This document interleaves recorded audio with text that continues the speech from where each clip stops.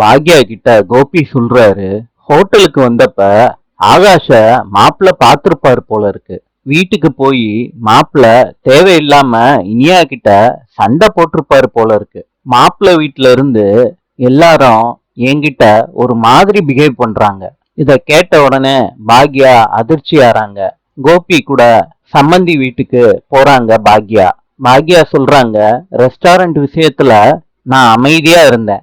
அதே மாதிரி என் பொண்ணு வாழ்க்கையில ஏதாவது நடக்கும்போது அம்மாவா என்னால பாத்துக்கிட்டு இருக்க முடியாது. மாப்பிள்ள சொல்றாரு, தினம் தினம் உங்க ஹோட்டலுக்கு அவன் எதுக்கு வர்றான்னு எனக்கு தெரியாதுன்னு நினைக்கிறீங்களா? பாக்யா சொல்றாங்க, மாப்பிள்ள இனியா எந்த தப்பும் பண்ணவே மாட்டா. மாப்பிள்ள சொல்றாரு, இன்னமும் இனியா அவன் கூட பழகிக்கிட்டு தான் இருக்கா ஆன்ட்டி. அவங்க ரெண்டு பேரும் பேசுறத என் கண்ணால பார்த்தேன் ஆன்ட்டி. பாக்யா சொல்றாங்க, இந்த பாருங்க மாப்பிள்ள, இனிமேட்டு இனியாவ மரியாதை குறைவா நடத்துனீங்க பேசுனீங்கன்னு வச்சுக்கோங்க, நான் பாத்துக்கிட்டு சும்மா இருக்க மாட்டேன் மாப்பிள்ள. இத கேட்ட உடனே மாப்பிள்ளையும் சம்பந்தியும் அதிர்ச்சி ஆயிடுறாங்க பாக்யா பேசுறத கேட்டுட்டு. நாளை சந்திப்போம்.